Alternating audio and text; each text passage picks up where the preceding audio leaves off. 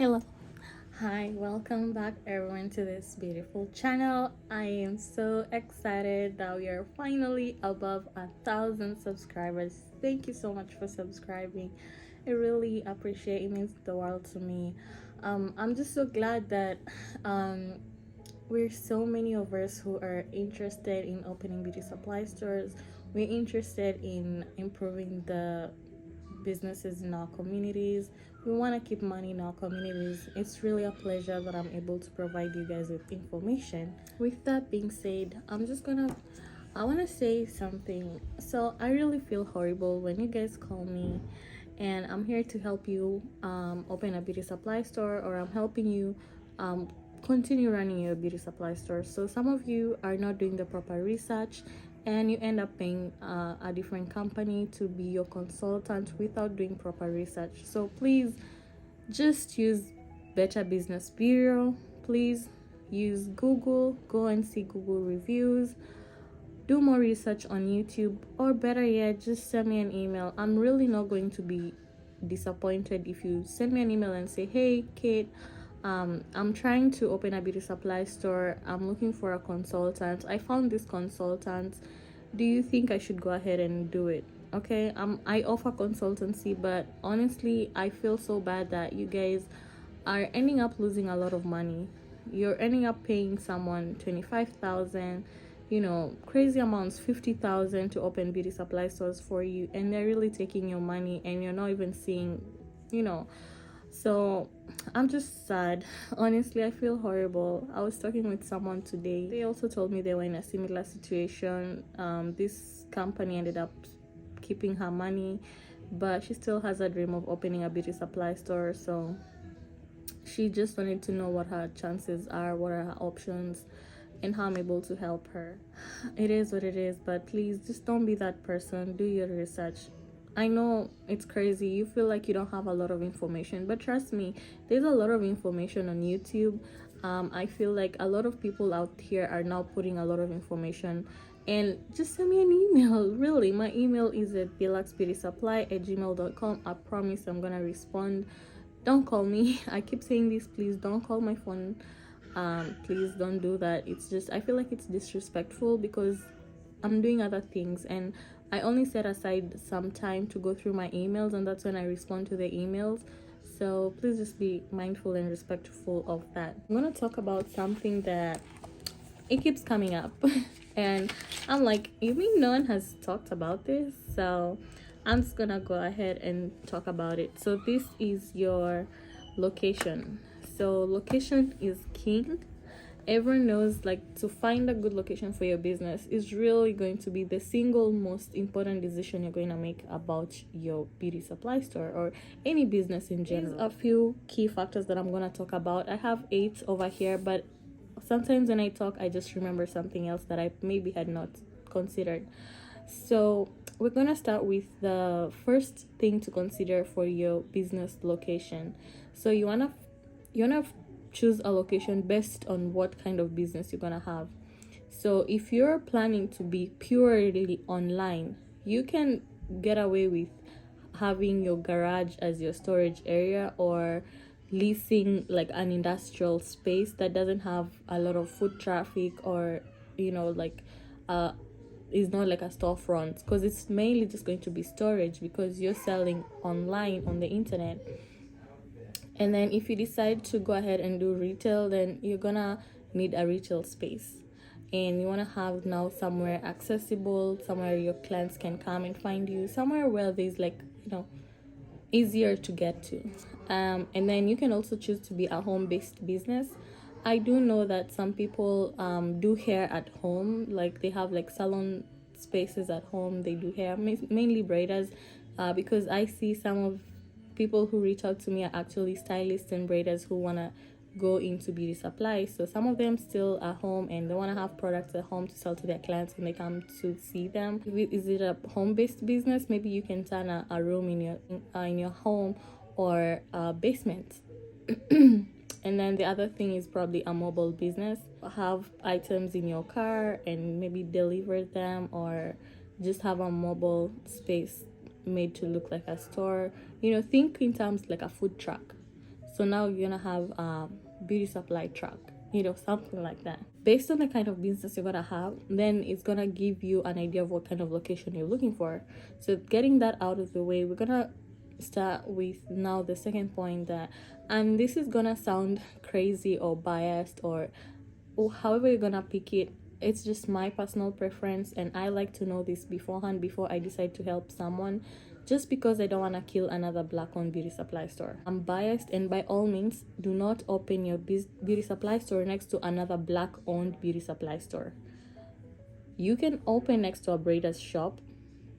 You can open next to a barber shop, because those are complementary businesses. So someone who's going to a salon or a braider's shop is gonna need hair, or someone who's going to a barber shop is gonna need something for their hair. So that's good. Or even find a location where they maybe sell clothes or something like that. It's also a complementary somehow business. You can open next to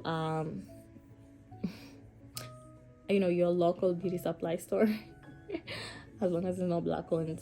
Please, let's not kill each other, okay?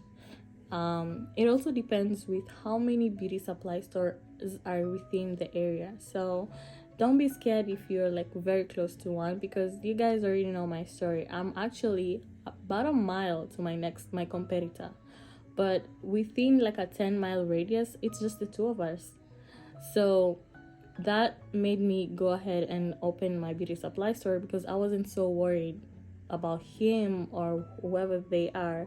I knew that I was gonna be different, and I was gonna offer something different in the community, and I went ahead and opened mine. Another thing is, so when I mean don't open next to a black-owned beauty supply store, is because I don't feel like we are there yet. We're not ready to compete like how Starbucks and Dunkin' Donuts compete. Like, we're not there yet. Yes, it'll come a point in the future, which I hope we will have black-owned beauty supply stores, and they're all competing against each other, and you're all, keeping prices nice and low for the clients and just making profits and everything like that.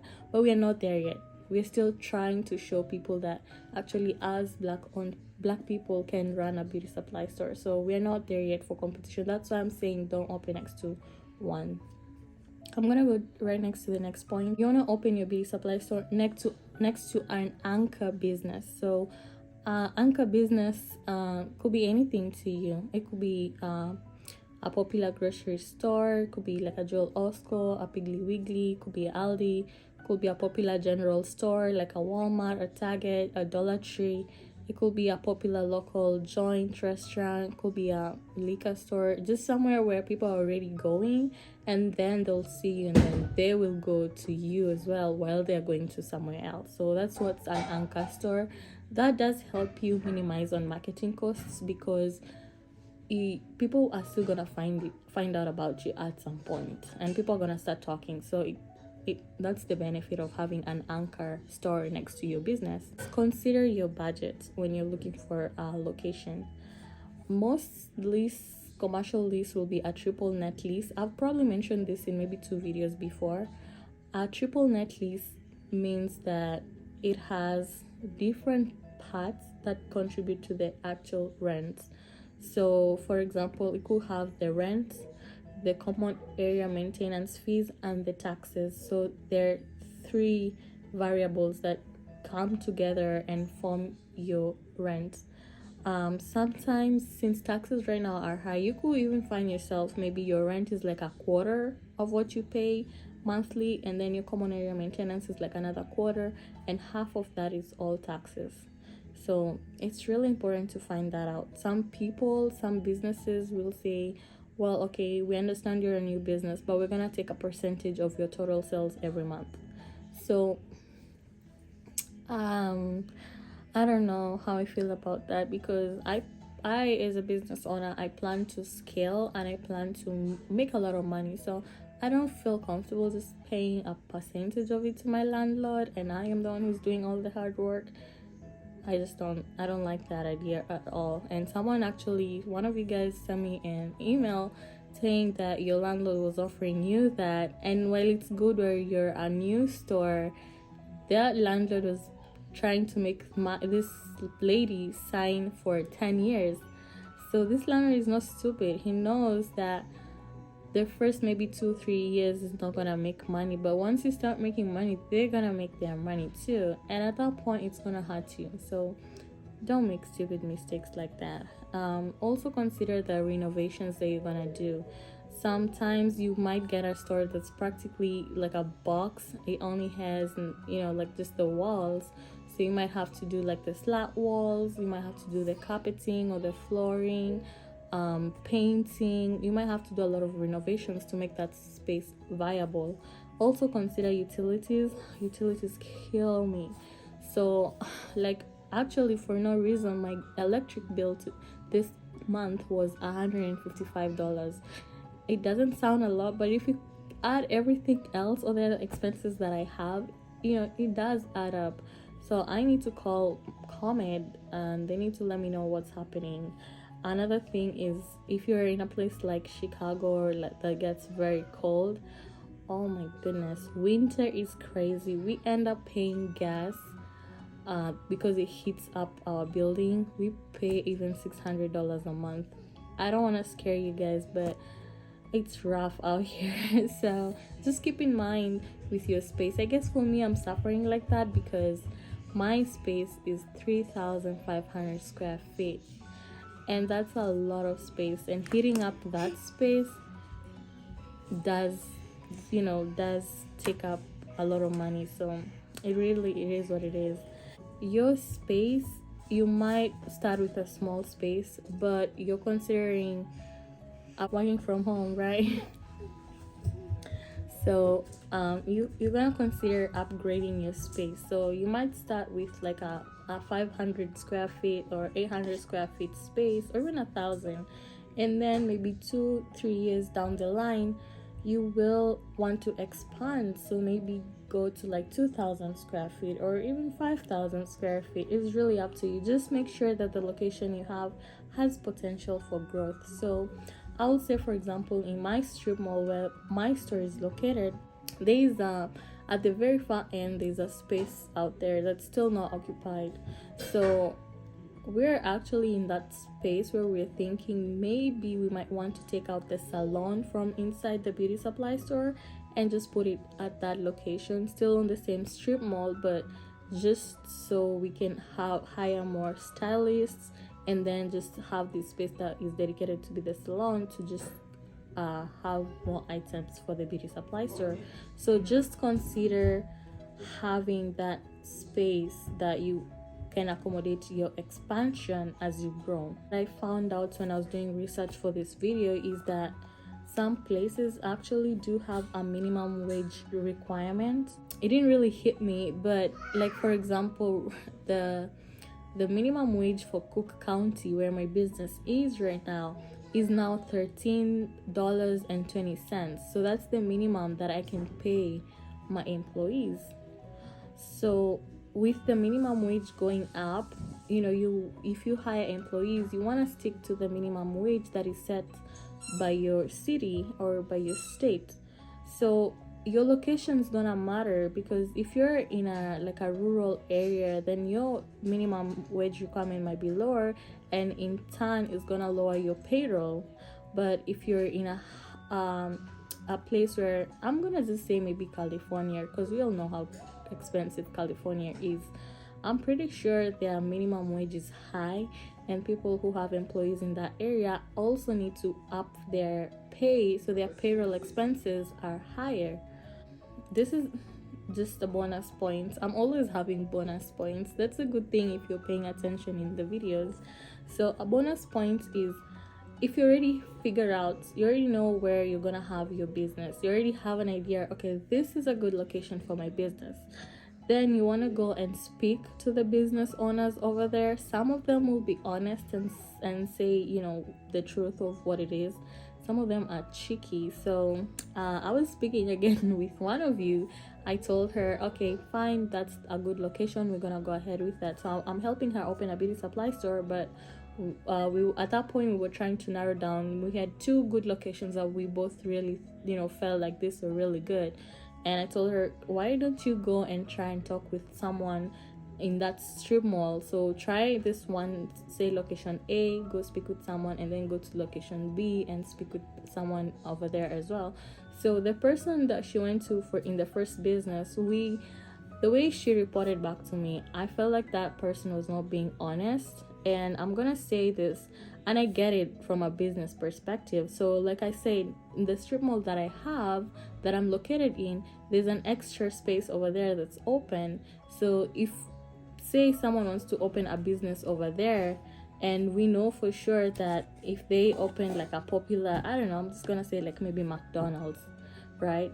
It means that our strip mall is gonna be very busy, right? Because McDonald's is popular, everyone is buying McDonald's, and everyone coming to McDonald's will see me, so I'll be excited. And even though maybe I don't like the terms of my space, I don't like how the management is or how the landlord is, I might lie to that person and say like, yeah, this is a really nice place, you want to open a McDonald's? Yeah, that corner will be really awesome. But I'm just thinking like as a business owner, and I'm thinking, what do I have to gain with you going to that location? So you want to keep that in mind. But again, I want you to speak with those people, because it was gonna give you an insight, and just maybe pray and hope that the person you go to speak with is gonna be honest and not be selfish. Consider your clientele. How do you want your store to look, and what's the image for your brand? So this is important because you want to know what your clientele is. So if you maybe say you end up maybe having like a t-shirt business, you're selling like Christian stuff, and just, I don't know, I'm just giving an example, and then you're next to like a club on the left and like a liquor store on the right hand side, that's kind of not a good vibe for your target clientele. So you want to look at the location in the strip mall and then decide, is this good for my clientele? Where I am, I'm in a suburb, and I also cater to a lot of Caucasian clients and a lot of Hispanic clients. So I want to be in a strip mall that is versatile, and that is, you can't really place it, like you can't really say, oh, that's a shady looking area, or I just want to be neutral and open to everyone. So you want to keep that in mind when you're scouting for location. So your vendors and suppliers, so this is gonna affect you. And some vendors are very strict. They'll say like, if you're within a 2-mile radius with another store that sells our products, we're not gonna sell to you. So this is gonna happen. But there's a lot of ways to overcome something like this, unless you're really specific and you just really want to order straight from the vendor, and you don't, and they just, at this day and age, these things should stop. So I just put it out there, because you'll be trying to open accounts, and they'll say like, oh, there's a store close by that sells our products, we're not going to sell to you. And when that happens, you know who to reach out to. My email is at bellaxbeautysupply@gmail.com. I'll get you those products. Even if you're not gonna get an account with them, you'll still get them at wholesale price, not from a reseller. Alright, another point to consider, and unfortunately, even though I am in a good place, I still fall victim of shoplifting. I have still been broken into. I've had burglary in my store. Good thing is, when the break-in happened, the burglary, it was in the middle of the night and there was no one in the store, and we have a security system that helps to kind of scare them away. But it doesn't matter how well you do it. Shoplifting, oh my god, if you just search beauty supply store theft or anything like that, they're all over the internet. I don't know why in the world people still steal in beauty supply stores, people still shoplift in beauty supply. So it's really horrible.